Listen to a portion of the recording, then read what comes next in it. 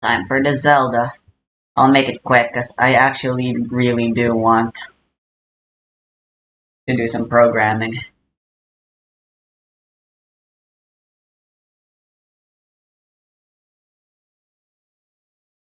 Apart from online de- online development thingy, HTML, PHP, and CSS, and a little bit of JavaScript as well. I guess we kind of don't have a standard programming language subject this year, which really sucks. Especially since I'm in a bit of a mood for it right now. There's also MySQL, but I don't really consider that a programming language or a way to do programming.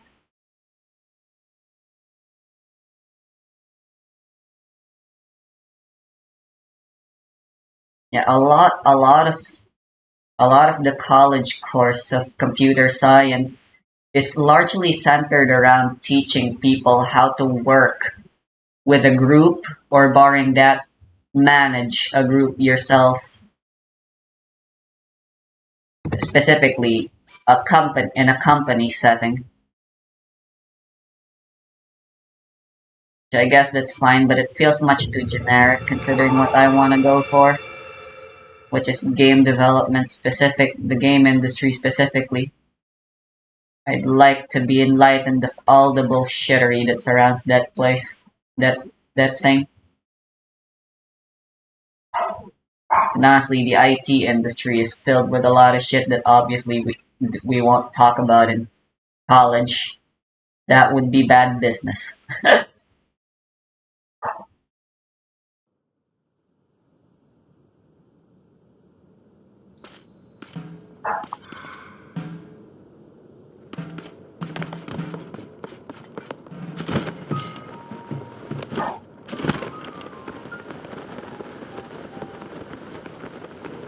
And blowing on the left.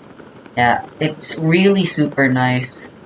Also, can anyone explain to me what this is? It's like snow, but it isn't.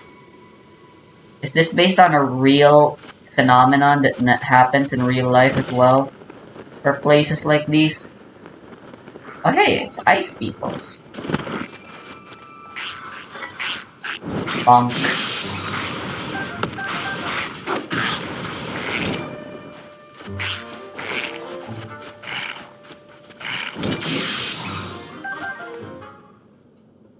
Right, they switch to ice during the night, but fire during the day. I should probably turn off some of my stuff. Yuzu really doesn't like. Yeah, I have a horn for all elements now. It's nice. I also have the dragon horns. So my elemental choices are far from limited. Or spikes, rather. They're slightly stronger, which is rare. It's usually the slashing weapons that deal more damage than the bashing counterparts, like the Lionel ones, for example. Right, I'll reopen Game Maker Studio later.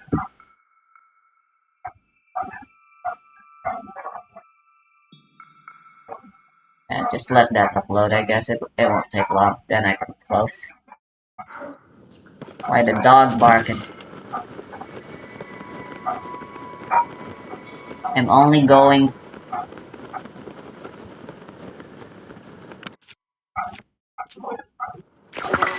The heck?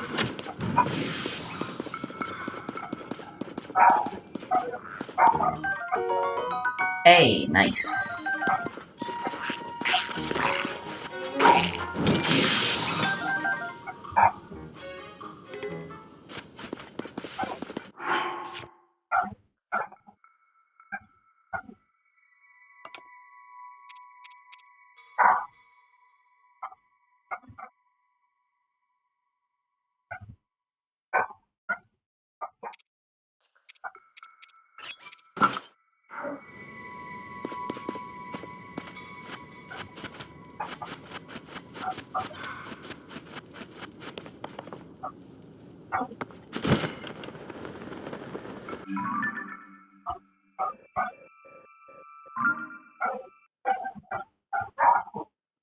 I'm going the wrong way.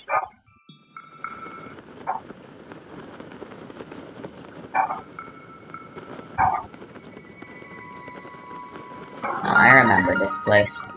I'll explore it later. Guess it's nice to know it since I had a hard time finding that last time.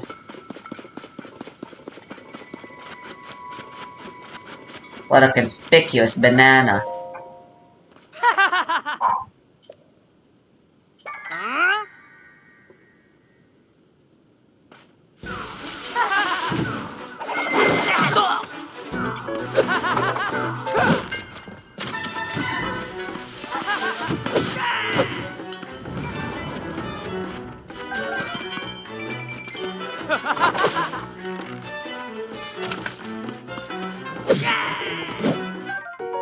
I haven't found a duplex bowl before.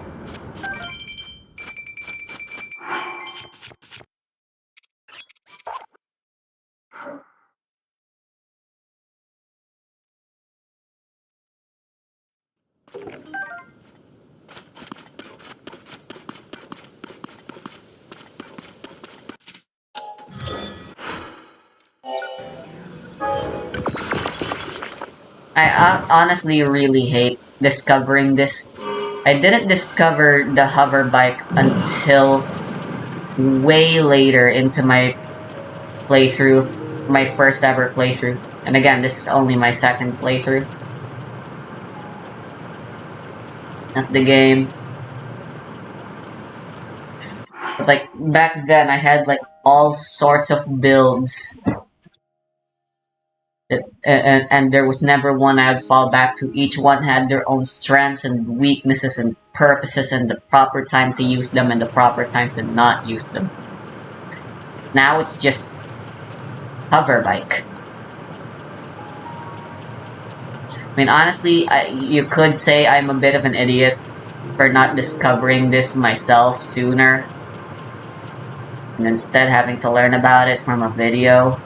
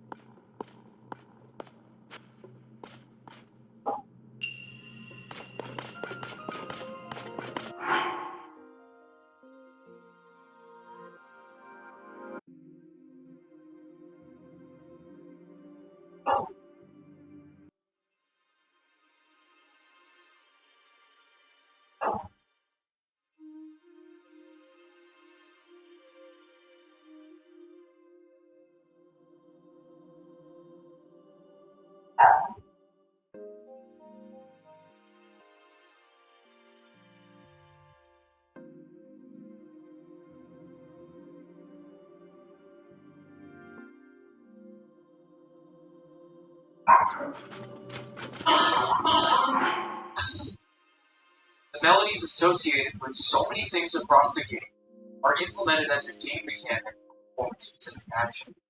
The game's soundtrack is a core part of its design in a wildly unorthodox manner. Ever since this game, several Zelda games want to Now you can stick them together. Every players, every facet of it.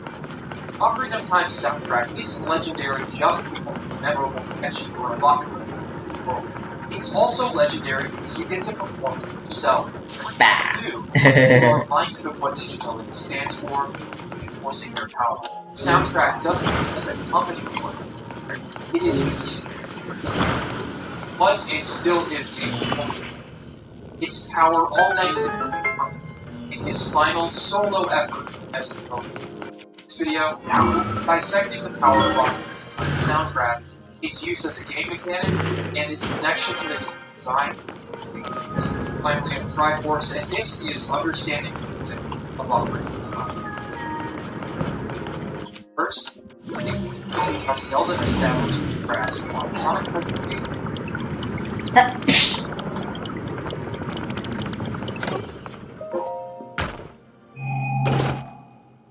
original Legend of Zelda Sword was composed solely by Kojima, as was the case with Super Mario. The title screen was originally set to feature Maurice Ravel's piece Bolero, but upon learning that it was still not public domain at the time, Kondo scrambled to write and arrange it, title an overworld theme, a single day. And this theme would persist throughout the entire series, one that signals the most powerful asset of Zelda's theme, adventure. The title theme uses that lead melody to set the stage for the played at a slower tempo with drawn-out notes to create a sense of anticipation for the adventure. It had this feeling that few NES games carried in concept, alongside games like Final Fantasy and Metroid, it felt like you were about to embark on a journey. And as soon as you name your character, you are thrown into the world of Hyrule. I've spoken at length about why the original Zelda is so special but that, but in short, it's a mystery and adventure in one of the purest forms of magic, enabling you to use your own intuition and experience through knowledge of the game's game, as well as the various hints of Zelda. Very few games in the Zelda series have emulated how it feels to solve the world of Zelda, and it is all perfectly accompanied by a heroic, adventurous theme we are now all too familiar.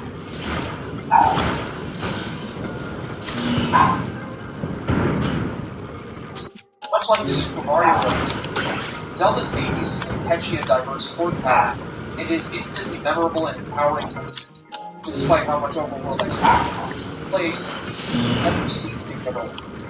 Contrasting this is the dungeon, which is decidedly more ambiguous, foreboding, and mysterious.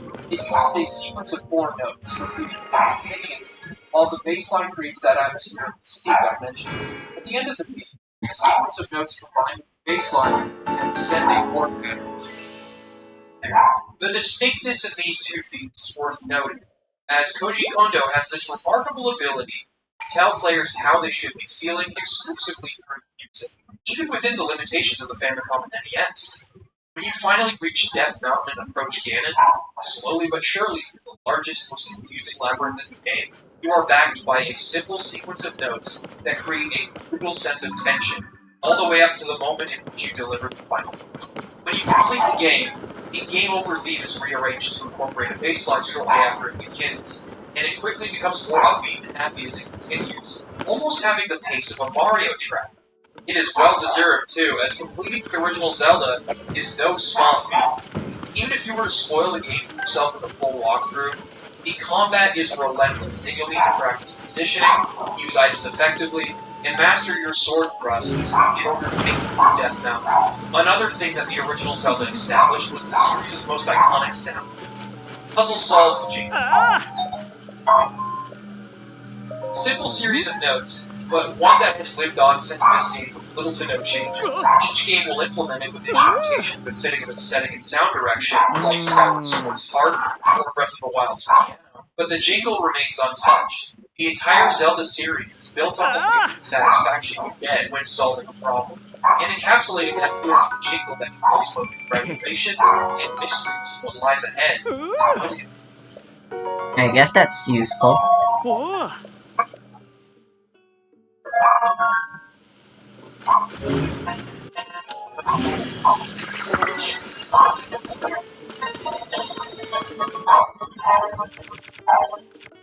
A Link to the Past was the next Zelda game to be solely composed by Koji Kondo, and with the Super Nintendo's more substantial sound capabilities, it had more freedom to create soundscapes and visuals and atmosphere.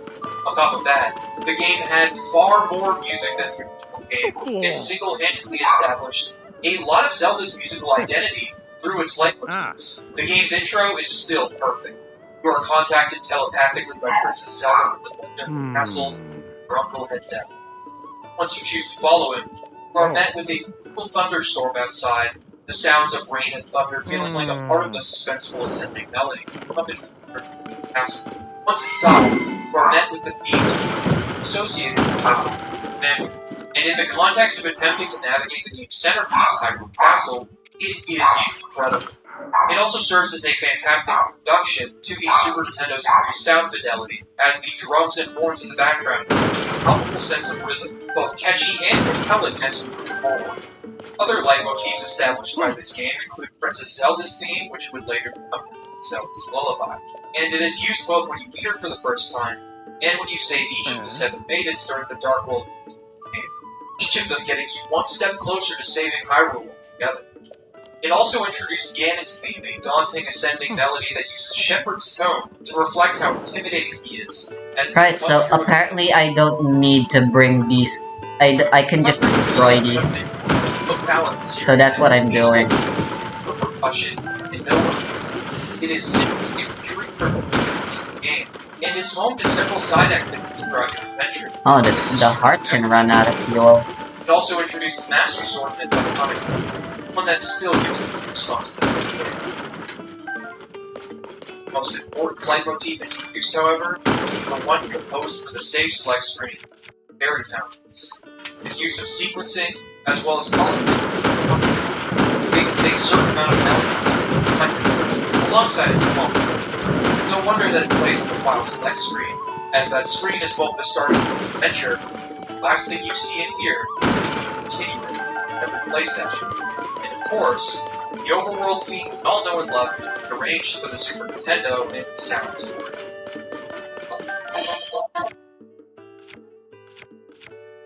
A Link to the Past also featured great pieces of its own, such as the Dark World. After confronting Agony, you are thrown into this place just as you thought you'd mastered Hyrule's layout.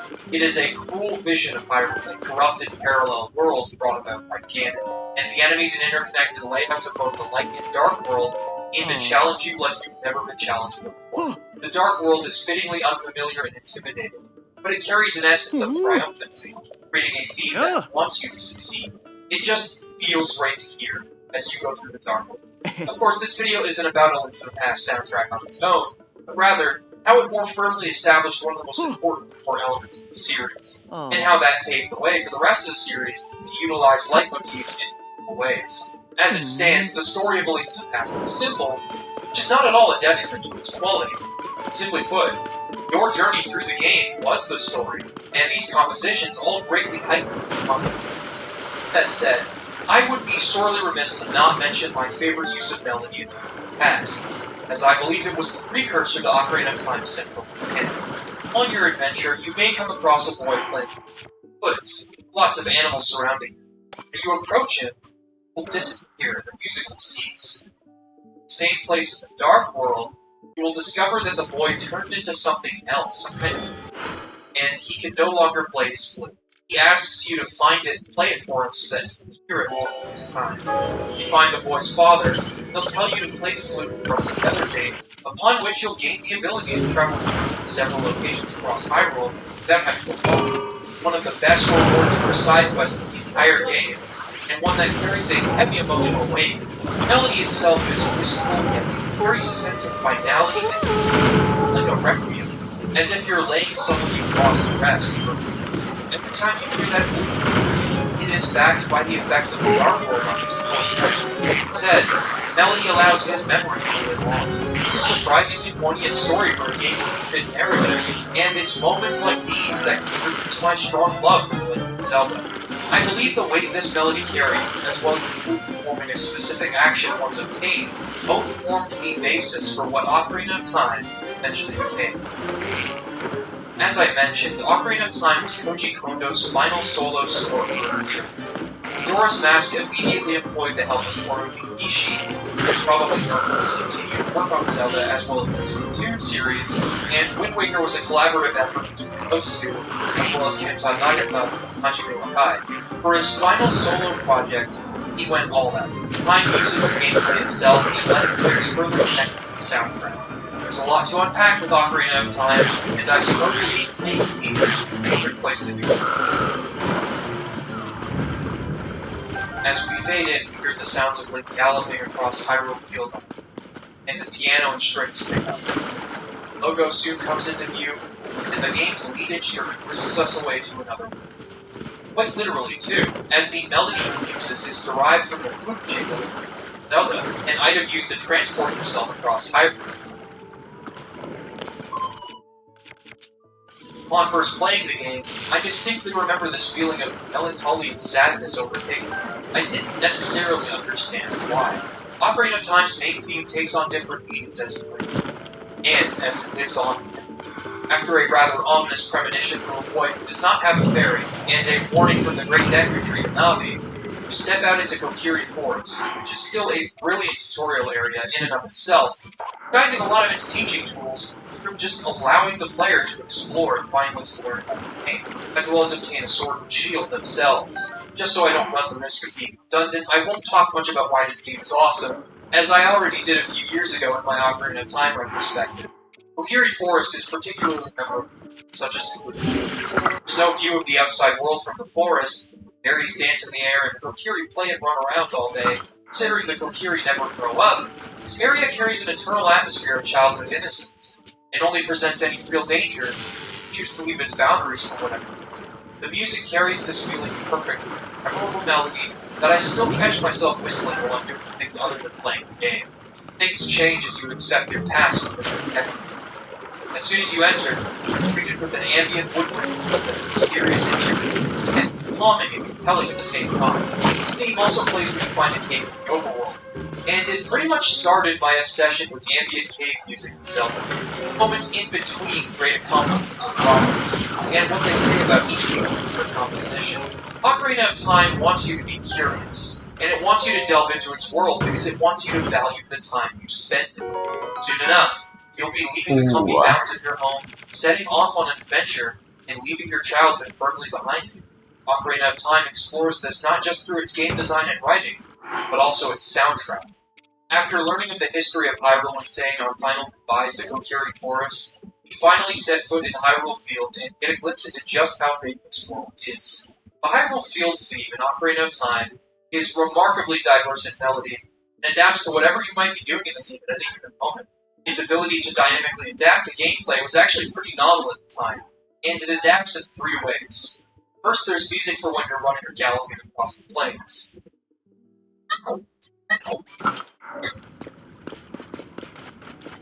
Next, it will transition into combat music.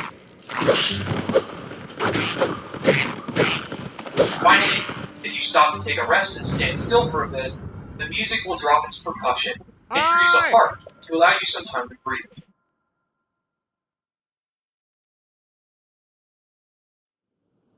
Yo! No, I was gonna get some electric parts. This is due in part You son to of the a fact that it bitch. contains several references to the Zelda series in the actual notes, though due to the tempo and rhythm of Hyrule Field's music, you only catch brief hints of those references, with the exception of the iconic Zelda overworld that can be heard at multiple points throughout the game.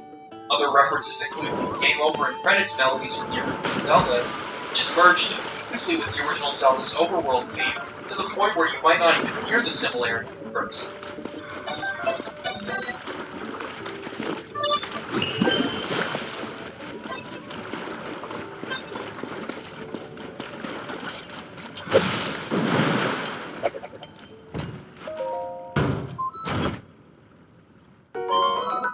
Durability up is the worst thing you can get, along with In addition, the themes Long rhythm throw, I and marching suppose. percussion feel extremely reminiscent of Tall Tall Heights from Link's Awakening. for the Gerudo set. And Anyway, yeah, I love the Gerudo this set. impressive They only give 10 fuse durability instead of 25, reminding and me of the Dark World they have one of the lowest durability, base durabilities for a weapon in the game, but I just love how high their attack power is.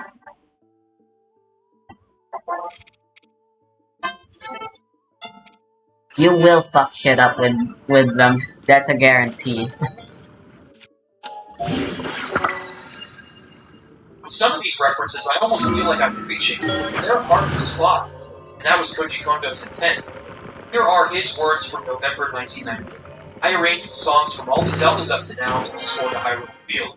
It looks like not many people have recognized them. In fact, there were even people on staff who didn't notice. The dynamic nature of the song, both in how it reacts to your actions and its composition as a whole, make it an absolutely stellar. Yeah, if you fuse something to it, it doubles both the attack of the base weapon and Koji the Kondo fuse thing, deliberately tried to write music that you could which is never great. get sick of.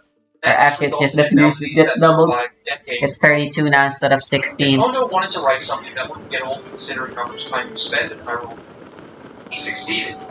Melodic makeup of Hyrule Field's theme is derived from a lot of past Zelda music, but it is not explicit when it references that music, making it both a culmination of Kondo's work on the series up to that point, and a testament to his incredible ability to create memorable music.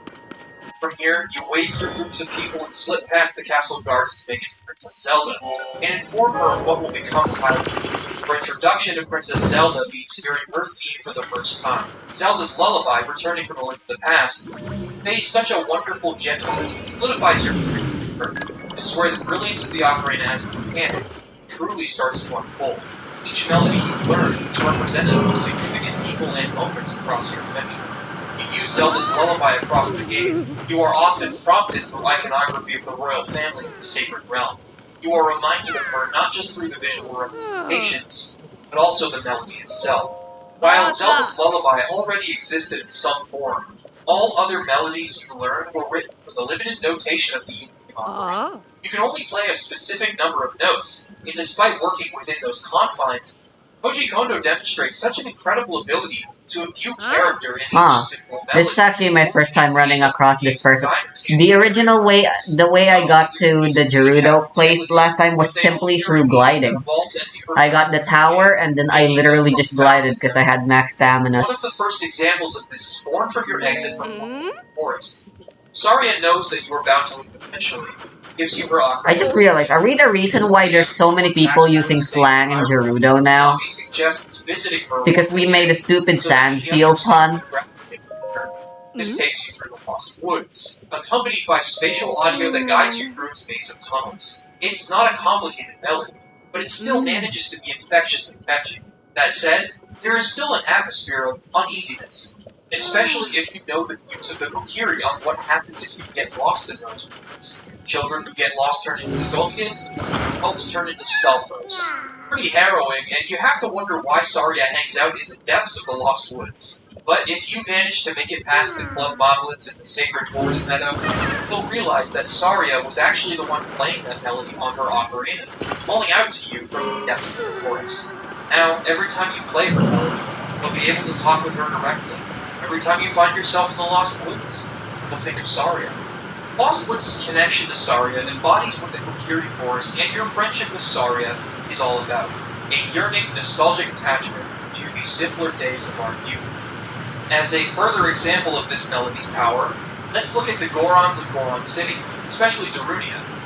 Ganondorf has cut off the Gorons' food supply, forcing Darunia to hide the spiritual stone with other Gorons so that they don't eat it. I never fully understood how the Gorons were facing a rock famine when they were surrounded by rocks, but whatever. The point is, they are troubled. A couple of Gorons talk about the tranquil nostalgia of the music that comes from the forest, and if you play Saria's song for Darunia, he forgets his troubles, if only for a moment, and once you clear out the Dongu's cavern, Darunia dubs you his sworn brother. This is a powerful moment when you understand the subtext of growing up, something that Ocarina of Time wants you to pay attention to more and more as time goes on. My favorite attachment of any Ocarina song to a moment in the game is when you arrive at Lon Lon Ranch as a child. The theme of the ranch begins with a laid-back guitar, and as you approach, the lead melody's instrument is overtaken by Malkin's voice.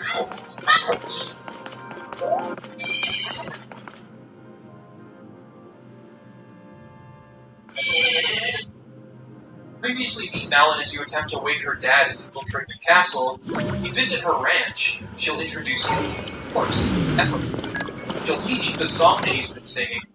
Play it. Epona will really seem to like you. This melody embodies everything I love about Lon Lon Ranch, from its lack of any urgent threat to the secrets and characters that live here. This feels like a home away from home. Part of the theme that always gets to me is when the strings come in, giving the theme this feeling of warmth and comfort beyond just the melody itself. When recording for this video, I actually happened to arrive at the ranch at sunset, which made the setting for this introduction to Epona and the ranch absolutely perfect in every sense of the word. As for the utility of Epona's song, it allows you to summon Epona at any time, so long as you escape with her from Lon Lon Ranch after Eclipse takes it over. It stands as a connection not just to her, but also Malin and the ranch itself. Keeping all of these melodies we learned in mind, Let's talk about how the things they represent evolve as you pull the Master Sword from its pedestal. Once you've recovered all 3 spiritual stones, you have to rush to the Temple of Time and obtain the Master Sword. Zelda is escorted to safety by Impa just as the premonition of the game demonstrated. Zelda gives you the titular Ocarina of Time, and you learn the Song of Time so that you can enter the Sacred Realm.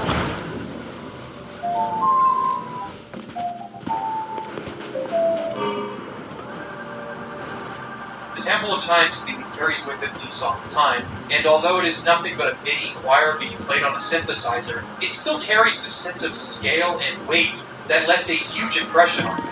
This temple serves as the setting for your swift jump from childhood to adulthood, and it only makes sense that its ambience be evocative of that transition.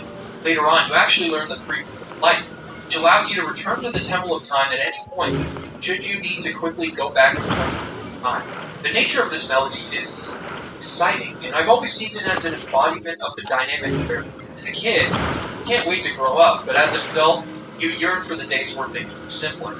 And going through the Temple of Time again gives you an opportunity to do both, therefore defining the Prelude of Light as a composition.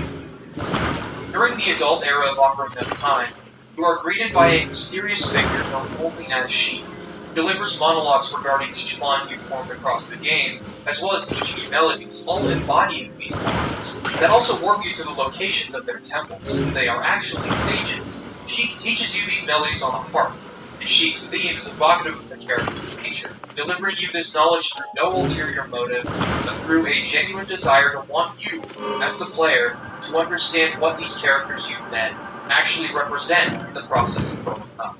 Sheik brings the subtext of this game to the forefront. While I've already discussed this in depth in my Ocarina of Time retrospective, I want to specifically talk about how this relates to the melodies and themes of each area and character.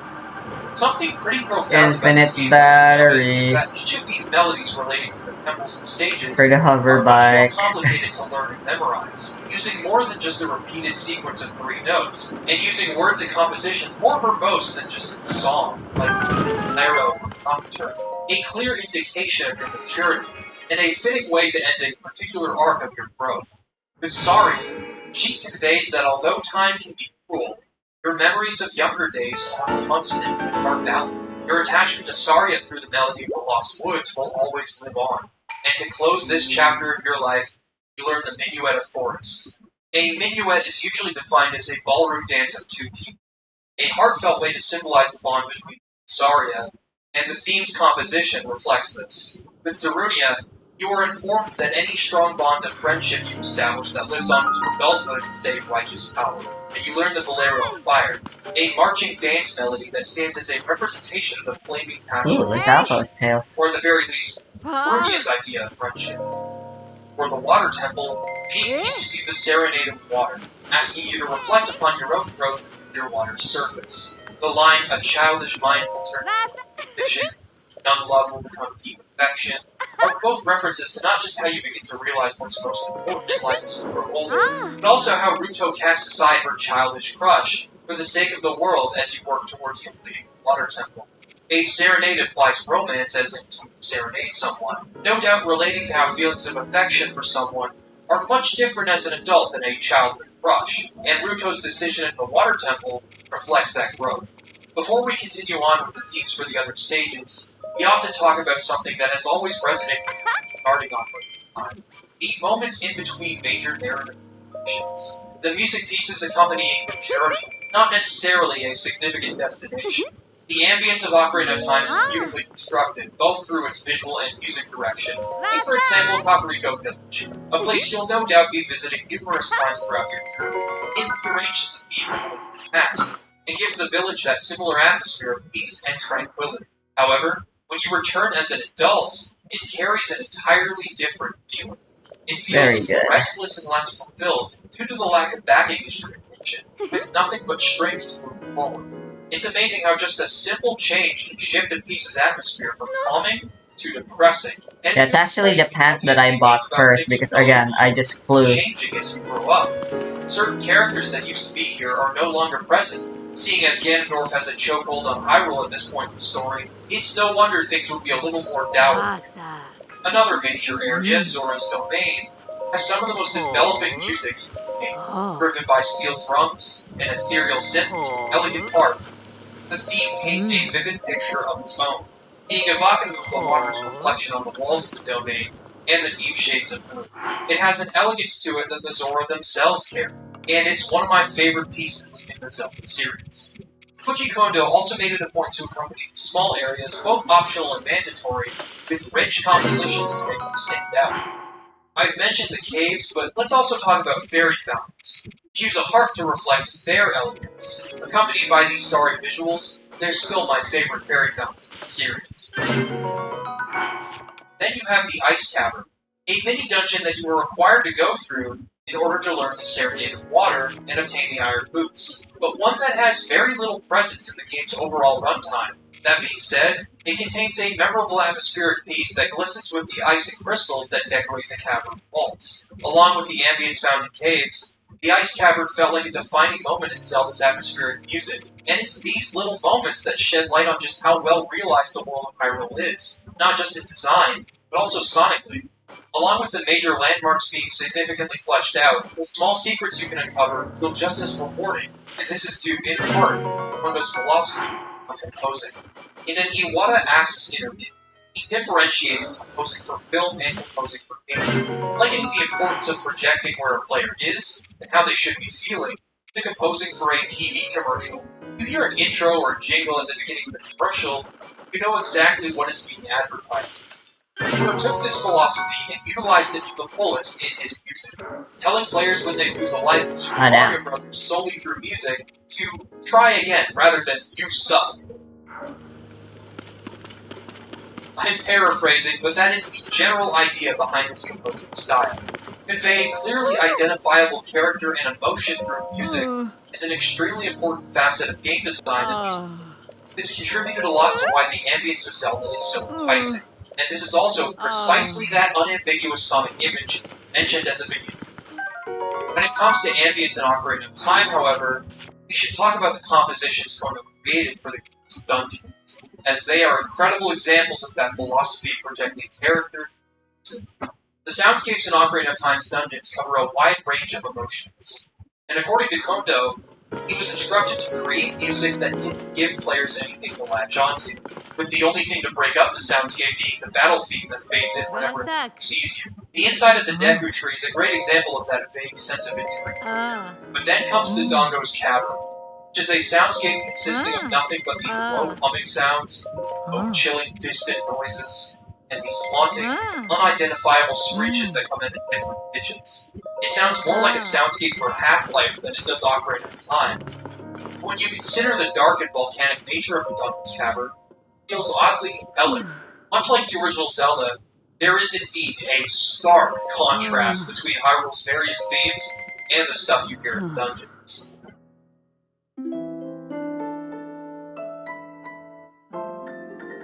Not all dungeon ambience sounds like this, though. Upon being swallowed up by Jabu Jabu, you are greeted to a truly brilliant soundscape. Like other dungeons, this piece is not defined by melody, but instead by Jabu Jabu's heartbeat, conveyed through the percussion here. It is intentionally offbeat and disorienting, emulating the sound of a real heart, and helping to sell the discomfort of walking through Jabu Jabu's internal organs. It's a crystal clear realization of the setting here, as it feels like a living and quite literally breathing sonic representation of Jabu Jabu's insides. Which is gross, but that's the point.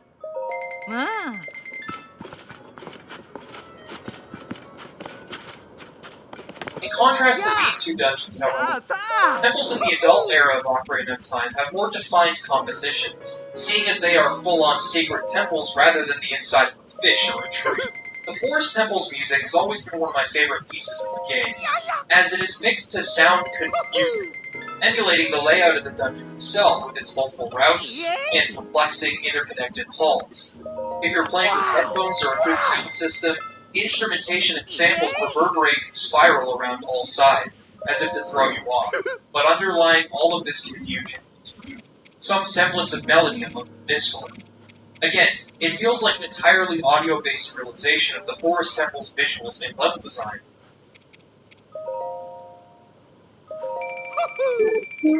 Next comes the Fire Temple, which has a bit of a story to it. I know I talked about this in my old Ocarina of Time video, but I'll discuss it again considering this is a video about the music after all. In versions 1.0 and 1.1 of this game, the centerpiece of this theme is a sample from the commercial sample CD, Voice Spectral Volume 1. It samples the 76th track, which features recordings of this Lament chanting. In-game it is chopped up, but it is almost certainly audible if you know any Arabic.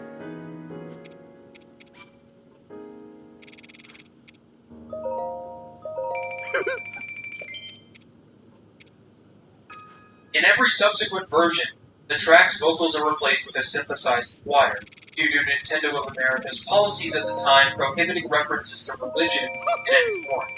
This also resulted in the original Gerudo symbol, which was extremely similar to the crescent moon and star symbol associated with Islam, to be replaced with the Gerudo symbol we know today.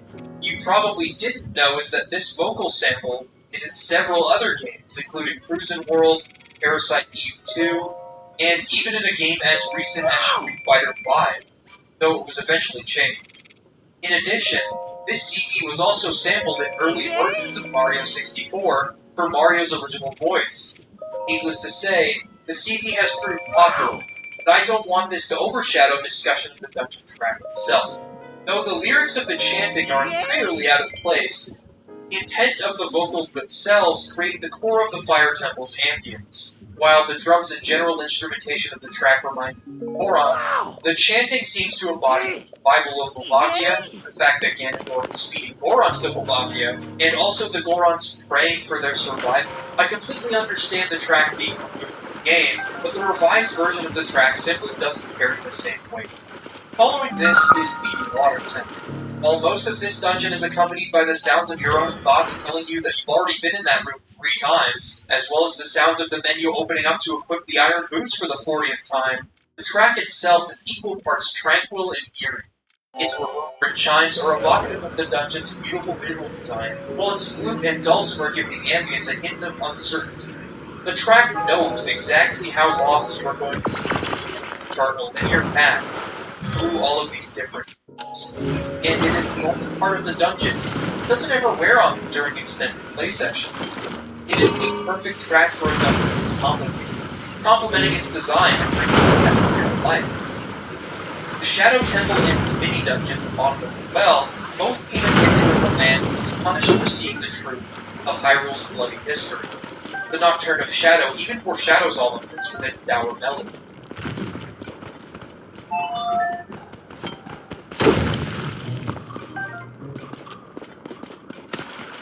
In the well, you can see skeletons strewn about everywhere, blood smeared all over the walls and floors, and the Shadow Temple itself is decorated with human remains to make it appear as some sort of twisted catacomb.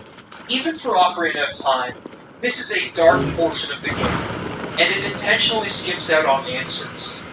Thematically, no other portion of the game lines up with it. While I used to think that these were all the remains of the royal family's prisoners, or the Sheikah's prisoners at that, it seems more likely to me that they are from long before Hyrule was unified, during the war for the Triforce that led to the unification of all of Hyrule's people. Regardless of where the truth lies, simply showing you what lies beneath the surface, and quite literally symbolizing this complex of truth item, is enough to make for a disturbing concept for a dungeon, as well as the boss itself, seeing as Bongo Bongo appears to be a mutilated corpse with its hands cut off. Whatever this evil spirit might be, he is angry, and he is raising hell at Kakariko Village. Whether or not he has a right to be angry is ultimately for you to decide, based on the sights and sounds presented to you. The boss for this dungeon is represented in the music through one specific instrument, the bongos in the background, and when you reach that fight, you'll notice that his chanting is synchronized with him hitting the bongos.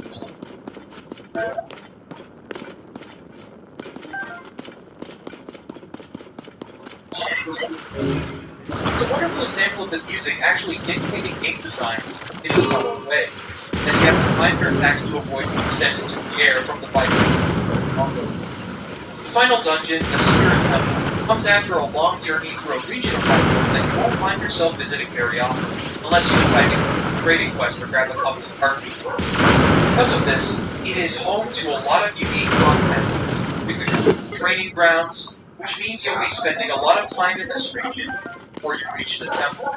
As such, Koji Kondo had a pretty daunting task. He needed to write a piece of music for a desert, one representing a culture with a rich sense of identity and history, one that accompanies a non-linear adventure through training grounds, and a perilous walk through the harsh sandstorms that take place in the temple, all without the track ever getting. To put it simply, he understood the assignment, writing one of the best pieces of his entire career. This is the theme for Gerudo Valley.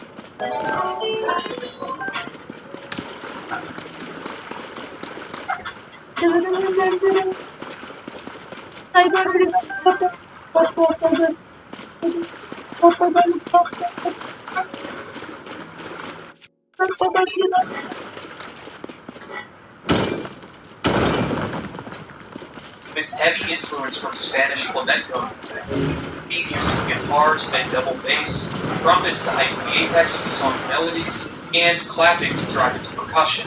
The clapping giving it the dance feeling that inspired so many of the tracks in the past. Its melody, like the Super Mario Bros. Theme or Hyrule Fields music, does not settle on one sequence, instead changing and evolving as it continues. Compared to other themes in Ocarina of Time's score, it doesn't portray any one emotion. To me, it instead fuels determination. In contrast to nearly every other overworld area, Gerudo Valley sounds larger than life, and it is an all-encompassing musical presentation of the region, its people, and your journey through it all. It is a masterpiece. In 2015, a video was uploaded of two members of the self-proclaimed heavy flamenco band, Valkyra, performing Gerudo Valley's theme on the streets of Melbourne, Australia. These two are incredible guitar players. Imagine walking through Melbourne, hearing this incredible music reminiscent of Spanish flamenco, and not knowing that it's from The Legend of Zelda. This is just a personal anecdote, but there seems to be a sort of disdain for music, specifically when it's written for a video game, at least where I'm from. I'm sure this just doesn't exist to the same extent in Japan, where Ocarina of Time was developed, but I think a lot of this stems from the fact that they require people to pass a barrier of entry. They require a set of skills to be developed in order for them to be experienced fully, meaning that they can't be experienced like a film or TV show.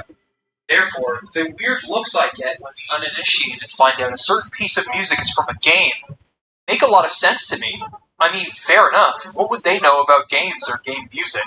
Koji Kondo, on the other hand, has managed time and time again to create music that transcends the medium it was written for. The Super Mario Bros. Theme did it once already. Valkyra's performance of Gerudo Valley is a testament to that. Their cover of the theme brought forth the Spanish influence and transformed it into something that the people walking by could just stop and enjoy, regardless of whether or not they had even played a video game or knew what Zelda was. The video is a living example of Koji Kondo's songwriting and its effect on people from all walks of life. After making it through the desert, you'll finally reach the Desert Colossus, and you'll learn the Requiem of Spirit from Sheik, after realizing that this dungeon requires you to go back and forth through time to fully complete it. Calling it a Requiem adds a lot of weight to the theme, as the connotations of this definition imply laying souls to rest, and the dungeon itself hauntingly reflects this.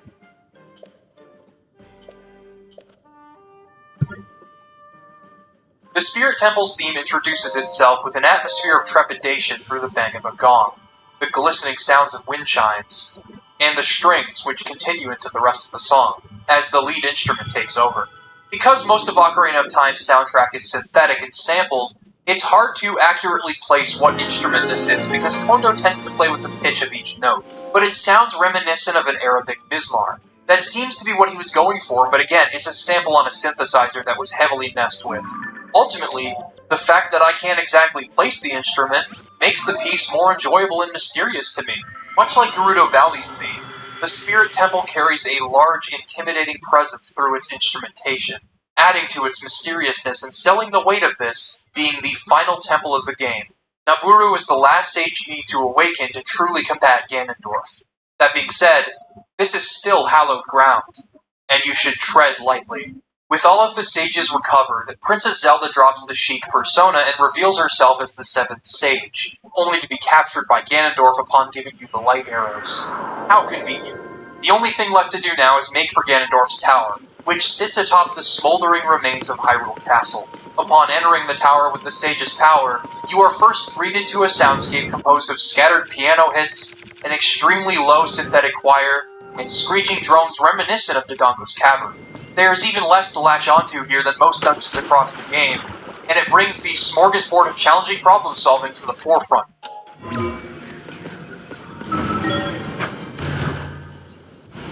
The piano hits, to me, also serve as an introduction to one of the coolest uses of music in the entire game. After clearing every challenge and beginning your true ascent through the tower, you'll hear an organ in the distance playing Ganon's theme.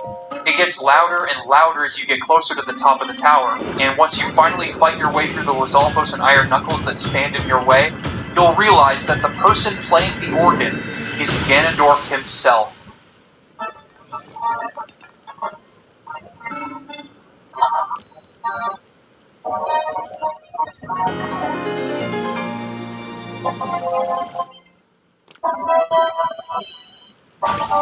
The dude basks in his own narcissism, and it's a decision that makes him more lovable as a villain. Ganon's theme is an ascending melody built from the auditory illusion of a shepherd's scale, and repurposing that melody from A Link to the Past for a tower that you have to climb is absolutely brilliant. It creates this sense of anticipation and excitement as you get closer and closer to his throne room, and the feeling this gave me on my first playthrough is something that stuck with me forever. I remember I could feel my heart beating faster as I approached the top, and after all that, all I had to do was play tennis with him. It's kind of funny though, because the simple act of timing your button presses correctly to bring Ganondorf down provides enough intensity that I always look forward to it, as comical as it looks. And when it comes to the music of this fight, it treats this tennis match with the reverence it rightly deserves. The song's intro begins in 4/4 time, but then you have a barrage of notes as it quickly transitions into 23/16. The percussion and later the horns are written as if the world is ending if Ganondorf wins this tennis match, and it is great fun to listen to. Ultimately, after winning against Ganondorf, he makes a last-ditch effort to sink you with his tower, and you and Zelda rush out before it collapses. From the ashes of the tower emerges Ganon. Just Ganon. The beast has risen. The music beautifully represents all facets of what the battle stands for. The percussion drives the battle forward. The low choir that was once present in the tower's challenge den represents this demon towering over you, his eyes the only thing shining through the darkness. The high choir, to me, embodies the sages watching over you as you attempt to slay the beast. The strings represent you as you slash and cut through Ganon's defenses. All of these elements come together in a harmonious consolidation that stands, once again, as a perfect, symphonic realization of the final battle. There aren't many elements at play in the music, but the elements that are there come together so well, and give so much gravitas to an already frightening and intense final fight. It is simply flawless in execution, and plays a huge part in this fight, being one of my favorite final bosses in Zelda history. With Ganon's defeat, peace is restored to Hyrule. But there's one thing left to take care of. Zelda gives you the opportunity to live the skipped 7 years of your childhood by sending you back in time. She plays the same melody on her ocarina that you learned from her when the two of you first met, Zelda's Lullaby, a touching way to come full circle. The credits of Ocarina of Time take you on a final journey through the world you fought to save, as you leave it behind.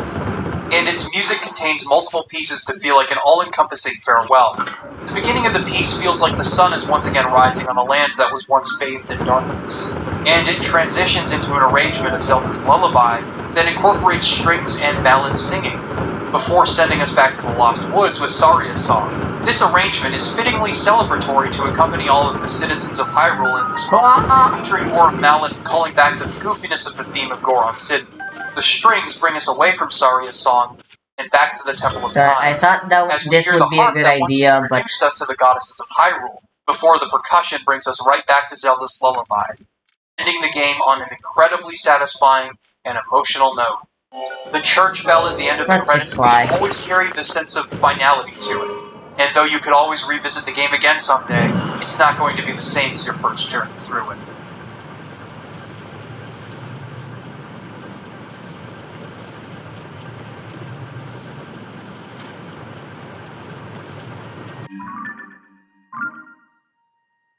Ocarina of Time carries with it strong themes of sentimental nostalgia, but it's more so about sorting through the emotional attachment to the days of our youth from a more mature perspective, with Sheik as your guide. Though those simpler days will never return, there are things from those days that persist and they should be cherished. Your friends, your loved ones, your memories, your growth as a person. Koji Kondo managed to assign subtext and meaning to each melody featured in Ocarina of Time and allowed the players to directly interact with the world through those Jesus melodies. Christ. They represent the people you've You met know, and the trials you've overcome, both metaphorical and tangible. More than that, it's I the still intentional arriving detail in the Gerudo Town by soundtrack, his air. ability to breathe life and personality into every minute area that make him both an excellent storyteller and game designer.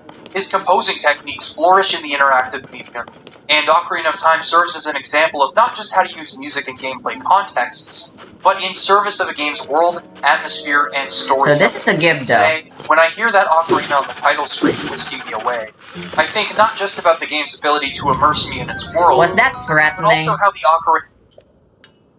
The Gerudo all seem to think they're threatening, but I had no problem with them.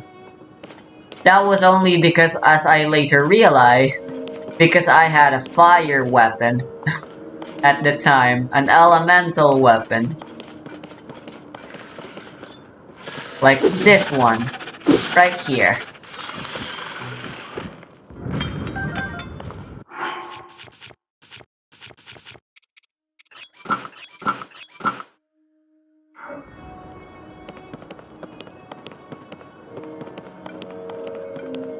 Because if we don't have an elemental weapon,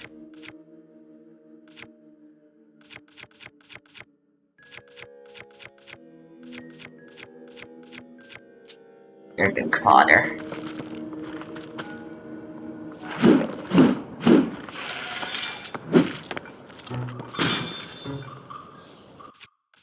That was a little too effective.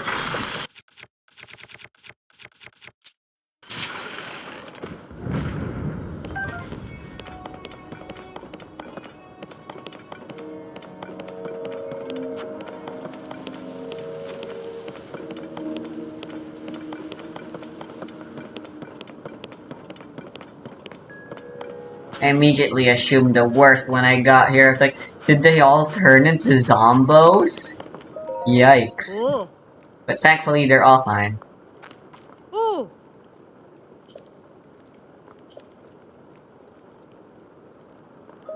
Oh.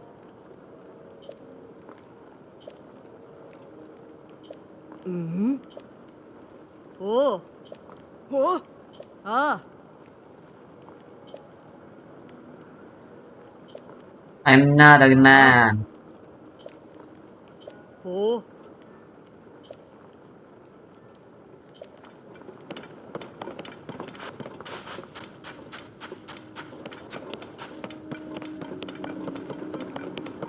Anyway, I'm pretty sure there's supposed to be there's probably, rather, a clue.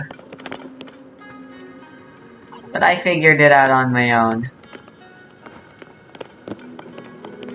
I'm looking for a sword, honestly. Right now. I want the Gerudo Scimitar. It's very important that I find one. Oh hey, the golden bows, they're still here.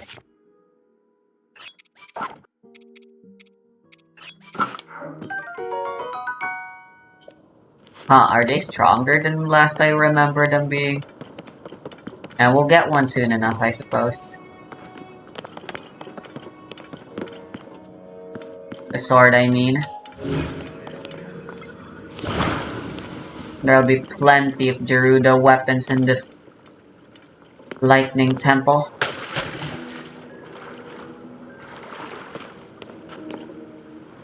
No.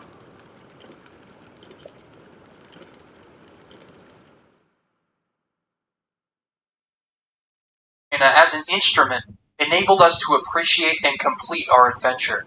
Not just our adventure through the game, but also through childhood altogether.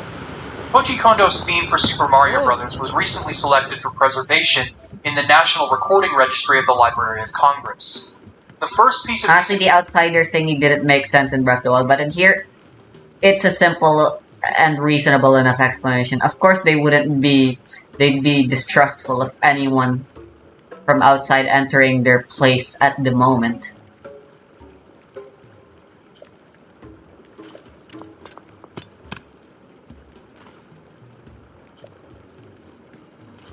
Oh. From a video game to ever be chosen. The first 6 notes of that theme were Paul McCartney's greeting to Kondo when he was invited backstage. Those first 6 notes were arranged and performed by an orchestra for a feature film last year, crossing over from one medium to another to enhance another project. While the melody lives on in the minds of countless people, Kondo made it clear in an interview with the Washington Post that he doesn't want to just be remembered for his melodies. He wants to be remembered for how his music enhanced the games people were playing. Here are his thoughts on the matter. The thing I would be most happy with is if they weren't looking at the music in and of itself, Kondo said. Rather, focus on the music and how it enhances the gameplay. If they come away with the music making their gaming experiences more fun, that would make me more happy than anything. Ocarina of Time feels like his thesis on how music can contribute to a game's design, and a perfect final solo soundtrack. His philosophy persists in Nintendo's games today. If you recall how enemies dance to the rhythm of a level's music in New Super Mario Bros., or the singing Piranha Plant levels in Super Mario Bros. Wonder, while Kondo excels at writing melodies, it's always been about how they are utilized in an interactive context. This game embodies everything I love about music in video games. In other words, I can totally understand why Ocarina sales skyrocketed after the release of this game. Now, if you'll excuse me, I'm going to take some time away from Zelda and work on my own personal projects with World Anvil, a site that gives you the tools to not just build rich worlds and characters for the settings of your tabletop RPGs, but also your own stories in general. From the onset, it offers over 25 world-building templates with a wiki-esque structure, including features like interactive maps, custom timelines, and more. It prioritizes organization and lets you focus on what matters most, your imagination. For GMs, there are over 45 supported systems, including D&D 5e, and you also have the ability to create your own. For players, it has an extensive, in-depth character management, We can buy a internals, a Amber ear. I spellbook, kinda want inventory it. management, basically everything you could want. It is an all-in-one platform for world building for pretty much any context you might want one. Visit worldanvil.com and use the coupon code TRIFORCE for 51% off any yearly subscription. The link is in the description. As always, I've been Liam Triforce. Thanks for watching.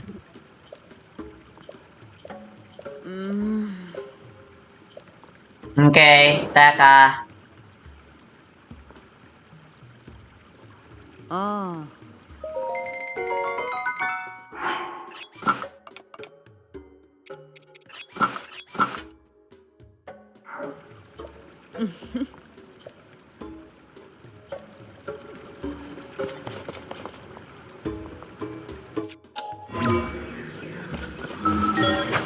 Right. Well, I got what I wanted. Which is coming to Gerudo Town. Lady Riju and the rest of the quest will have to be next episode.